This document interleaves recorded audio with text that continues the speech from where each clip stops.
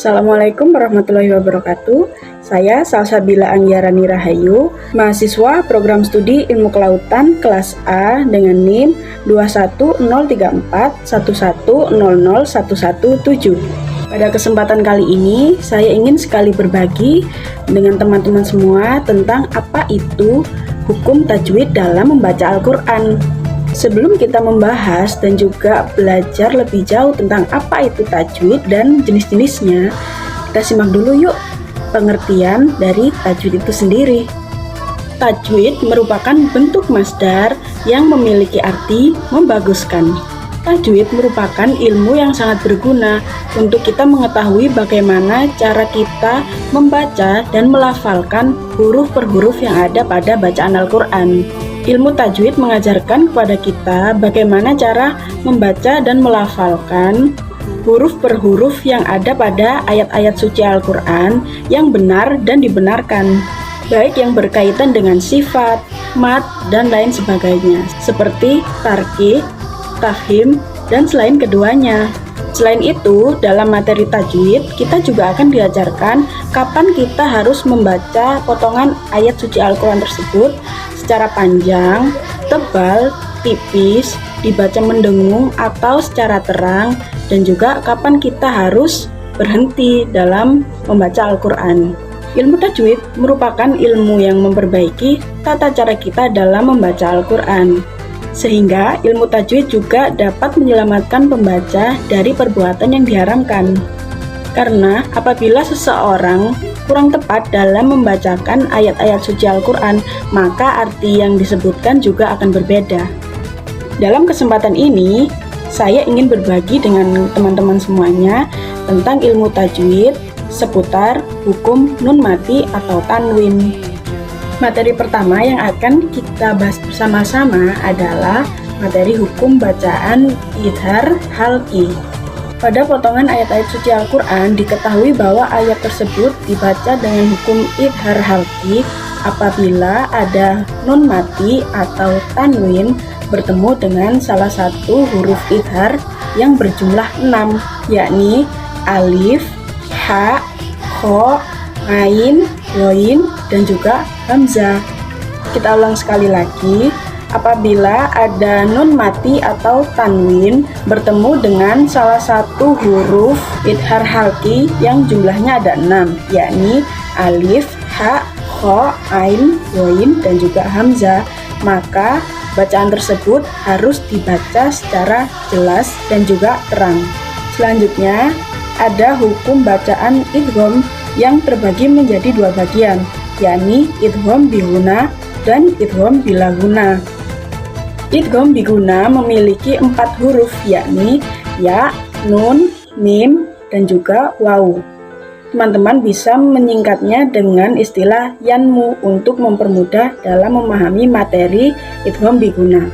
Sedangkan pada materi idgham bila guna hanya memiliki 2 huruf saja, yakni huruf lam dan juga ro. Apabila ada nun mati atau tanwin bertemu dengan salah satu huruf yang 4 yang ada pada idgham biguna, yakni ya, nun, mim, waw, maka cara membacanya adalah masuk dengan mendengung. Sedangkan idgham bila guna adalah apabila ada nun mati atau tanwin bertemu dengan salah satu dari 2 huruf idgham bila guna, yakni lam dan juga ro. Maka cara membacanya adalah masuk dengan mengikuti huruf setelah nun mati atau tanwin tersebut. Berikutnya, kita akan belajar tentang materi ikhfa, yakni apabila ada nun mati atau tanwin bertemu dengan salah satu huruf yang ada pada materi ikhfa tersebut, yang hurufnya ada 15.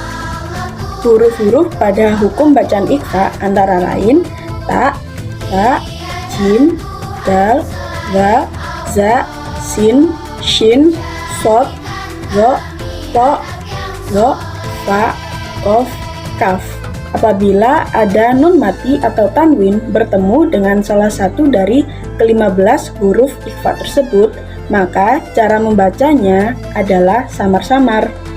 Dan materi terakhir yang akan kita bahas adalah materi iklab, yakni apabila ada nun mati atau tanwin bertemu dengan huruf ba, maka dibaca dengan membalik. Iklab termasuk dalam bacaan nun mati, namun dalam membacanya kita seolah-olah akan menyebutkan lafaz mim dengan dua ketukan dan dibaca secara mendengung. Ini saya akan mempraktikkan atau memberikan contoh bagaimana cara membacakan 5 hukum bacaan yang sudah kita pelajari sebelumnya. Pada surah Al-Baqarah ayat 6 saya menemukan adanya huruf dengan hukum bacaan idhar halqi di sini. Saya bacakan. A'udzubillahi minasyaitonirrajim. Bismillahirrahmanirrahim. Innal ladzina kafaru sawa'un 'alaihim a'adzartahum am lam tunzirhum la yu'minun. Huruf dengan bacaan idhar halqi terdapat pada potongan ayat sawa'un 'alaihim, yakni terdapat dhammaten bertemu dengan huruf ain. Maka cara membacanya adalah jelas atau terang. Al-Baqarah ayat 8 saya menemukan ada huruf idgham biguna di sini. Saya bacakan. Bismillahirrahmanirrahim. Wa minan nasi may yaqulu amanna billahi wa bil yaumil akhir wa ma hum bimu'minin. Huruf idgham biguna terdapat pada bacaan may yaqulu sebab ada nun mati yang bertemu dengan salah satu huruf idgham biguna, yakni huruf ya. Maka cara membacanya adalah masuk dengan sedikit mendengung. Sedangkan pada potongan ayat 13 pada surah Al-Baqarah saya menemukan adanya huruf idgham bila guna. Saya bacakan. Bismillahirrahmanirrahim. Ala innahum humus sufaha'u walakin la ya'lamun. Nah, pada bacaan walakin la ya'lamun terdapat bacaan idgham bila guna sebab ada nun mati yang bertemu dengan salah satu huruf idgham bila guna, yakni huruf lam. Maka cara membacanya adalah masuk mengikuti huruf setelah nun mati atau tanwin tersebut.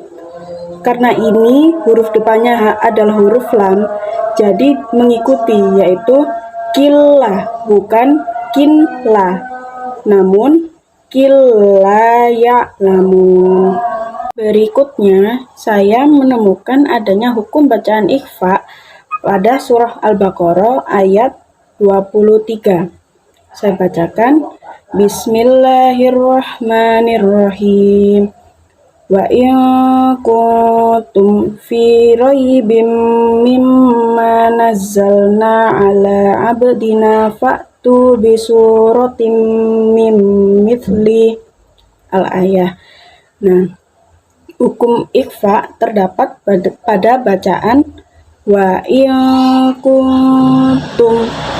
Nah, pada satu potongan ayat ini terdapat dua bacaan ikhfa, yakni adanya nun mati yang bertemu dengan huruf kaf dan nun mati yang bertemu dengan huruf ta. Jadi cara membacanya adalah masuk dengan mendengung. Dan yang terakhir saya menemukan adanya hukum bacaan iklab pada surah Al-Alaq ayat 15 yang berbunyi Bismillahirrahmanirrahim. Kalla la illam yantahi lanasfa'am bin nasiyah. Adanya bacaan iklab terdapat pada potongan ayat lanasfa'am bin nasiyah karena adanya tanwin atau fathaten yang huruf depannya itu huruf ba, namun antara fathaten dan ba ini tersisip huruf mim kecil di atas huruf ba. Jadi, cara membacanya harus seperti membunyikan huruf mim, yakni lanas fa'am bin nasiyah. Sekian belajar bareng-bareng soal tajwidnya bersama saya. Banyak salahnya, banyak kurangnya. Saya mohon maaf yang sebesar-besarnya. Karena di sini kita sama-sama belajar ya. Jadi apabila ada kurangnya mohon ditegur, lalu dituntun kemana arahnya yang benar supaya kita sama-sama baik dalam membaca Al-Quran. Sekian dari saya. Wassalamualaikum warahmatullahi wabarakatuh.